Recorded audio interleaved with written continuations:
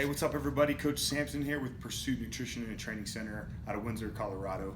And today I'm gonna help you guys understand your metabolism. Everybody's trying to figure out these diets. They try one thing and the next, eat this food, don't eat that food. But they don't understand the core principles of what it actually takes and what your metabolism is made up of and the things that you should actually be focusing on. So what I want you guys to understand is there's three key components, right? You got your resting metabolic rate, exercise, and what's called the thermic effect of food. So if I wanted to maximize my metabolism, if I was looking at this aspect of my metabolism, the thermic effect of food, there's a couple ways that I could do that, right? So we've all heard eat more frequently. We've heard eat more protein. We've heard eat more whole foods, right? Those things are extremely important because they all increase the thermic effect of food. And all that means is every time our body is digesting that food, and we're eating more protein, we're eating more whole foods, and we're eating more frequently, our body has to utilize calories.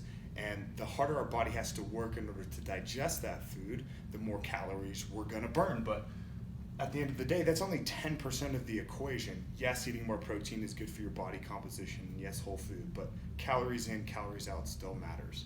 So if I wanted to maximize my metabolism, I would eat more whole food, I would eat more frequently, and I would eat more protein. Now the next piece of that is exercise.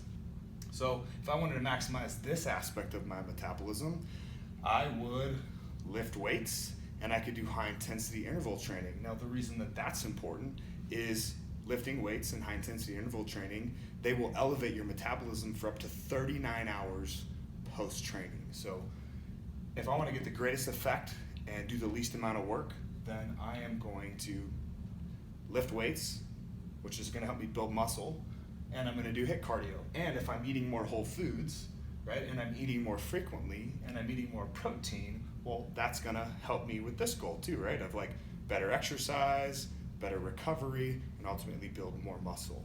Now the biggest piece, and this is the piece that people miss the most, is RMR, resting metabolic rate. We've all heard that people with more muscle burn more calories at rest, but ultimately most people are over dieting, underfed, and they don't spend enough attention on eating enough food or a sufficient amount of food in order to support their RMR. And if I wanted to increase my resting metabolic rate, then I better be focused on building muscle. It's not about dieting. It's about 70% of the time, the bulk majority of the year, I should be focused on building up my muscle mass, which is going to increase my metabolic rate. It's actually going to make it easier for me to stay leaner. It's going to make it easier for me to burn fat, and it's ultimately going to keep me healthier. So if you guys want more tips, what I want you to do is I want you to click on the link below. That's going to take you to our landing page where you can download our flexible eating guide. The reason most people fail at diets is because they don't have a plan, and they build a plan that's too rigid.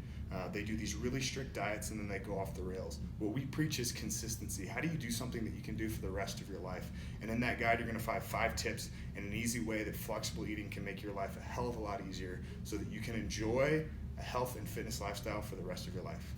Thanks for watching.